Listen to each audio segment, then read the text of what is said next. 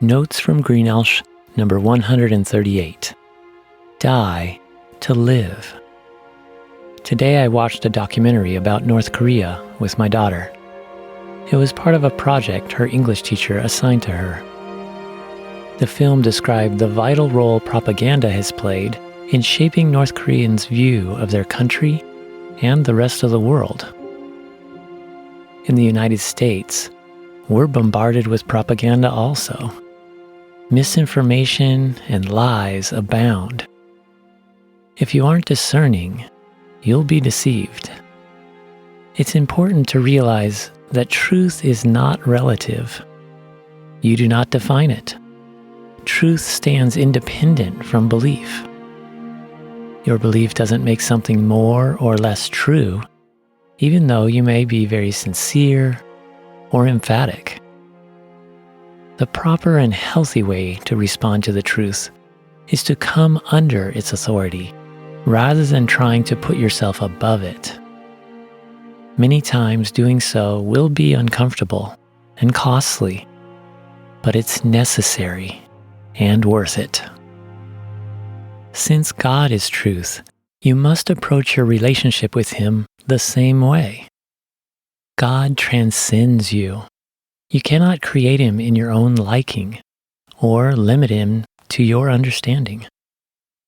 God told the prophet Isaiah, "For my thoughts are not your thoughts, neither are your ways my ways, declares the Lord. As the heavens are higher than the earth, so are my ways higher than your ways, and my thoughts than your thoughts."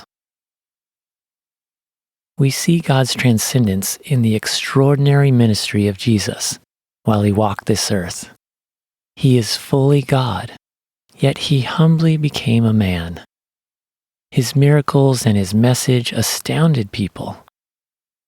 He was innocent of any wrongdoing, yet He became the sin of the world in order to save all who turn to Him.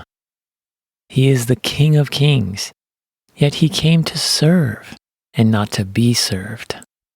He brought life, freedom, and power, not by physically overthrowing the Roman regime, but by spiritually triumphing over sin, death, and Satan.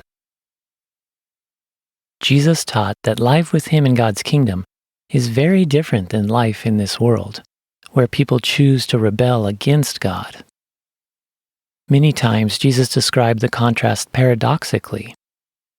I list some of these paradoxes below, along with some written from apostles who were inspired by Jesus. Instead of me explaining them, I challenge you to discover their meaning by reading about them in the Bible. I've given Bible references for each paradox in the text blog on the Light Runner website. As you study, ask God to teach you what they mean. The first paradox is, you must lose your life to save it. Another one is, you must be poor in spirit to become exalted. You must be weak to be strong. You must be last to be first. You will receive more by giving. Be in the world, but not of the world. And finally, God brings good out of bad for those who love Him. These statements run so contrary to what most people expect. People spend so much time and resources vainly pursuing what doesn't last, only to find it doesn't even fulfill their deepest needs. You were made for more than what you can ever achieve on your own, and more than anything this world can offer. Jesus is the way, the truth, and the life. Listening to and obeying His words brings freedom and enables you to experience the abundant life only found in Him. Paradoxes seem impossible at first, but with God, all things are possible. Ask God to help you align with these truths. Only then will you enjoy His awesome everlasting life, which is worth giving up everything to obtain.